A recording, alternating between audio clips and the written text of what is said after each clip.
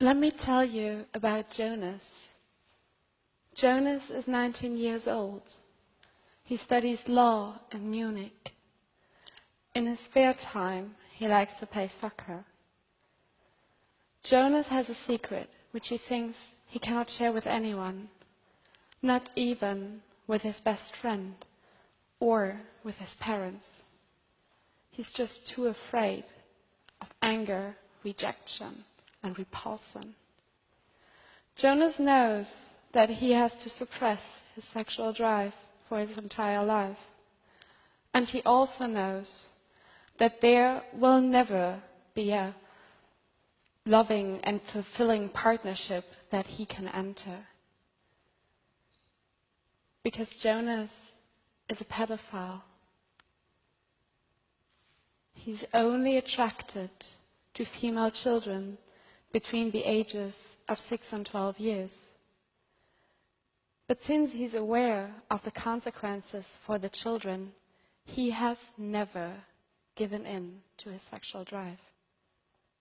In the ICD-10, the International Classification System for Illnesses, pedophilia is coded as the sexual preference for pre-adolescent children.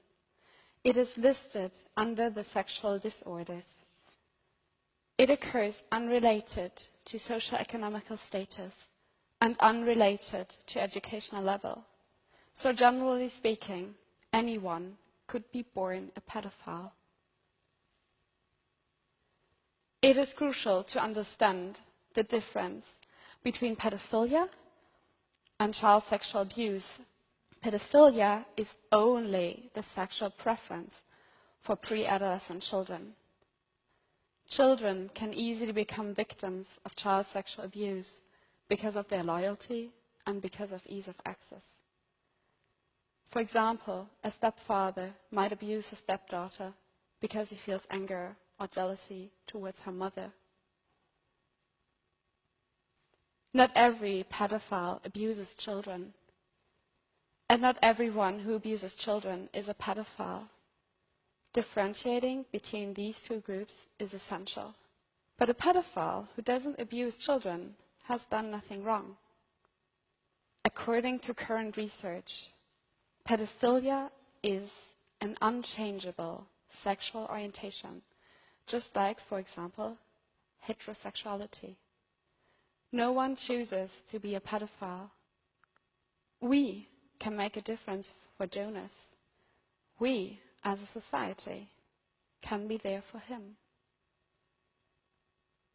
At the moment, we live in a world that already excludes pedophiles because of their preference alone. Someone who is lonely and excluded from society has little to lose and is at much higher risk to commit a crime, like, for example, child sexual abuse. We can make Jonas feel that he stays a valuable member of our society, although he's a pedophile. Right now, most of us feel discomfort when we think about this scenario. And most of us feel discomfort when we think about pedophiles. But just like pedophiles, we are not responsible for our feelings. We do not choose them. But we are responsible for our actions. And we must make a decision. It is in our responsibility to reflect and to overcome our negative feelings about pedophiles and to treat them with the same respect we treat other people with. We should accept that pedophilia is a sexual preference, a thought, a feeling, and not an act. We shouldn't increase the suffering of pedophiles by excluding them, by blaming and mocking them. By doing that, we increase their isolation and we increase the chance of child sexual abuse. Only if they make themselves recognizable, because they're not afraid of punishment, of anger and rejection, can we better understand the causes of pedophilia and we can improve their treatment. 5 years ago, I first heard about Jonas's life. Prior to that, I have never really thought about pedophilia, and I had just adapted the prevalent societal view about it without never really questioning it. I felt anger and disgust about pedophiles. My perspective has been completely changed by hearing Jonas's story, hearing about his cruel fate. I feel it as my responsibility to help others overcome and escape wrong stigmatization and to have a positive impact on our future society.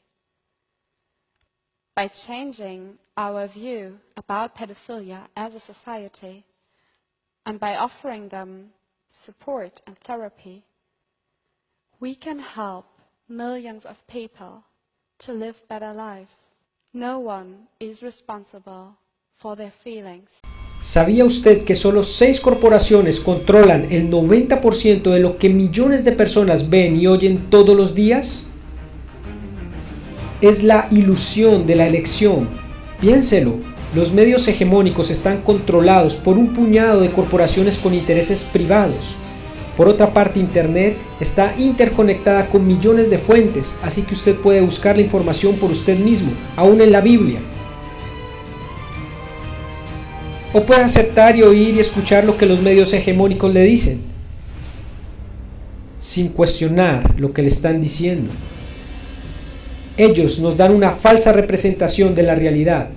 Piénselo, soy Darío apologista y quiero que conozcas la verdad. Y la verdad te hará libre.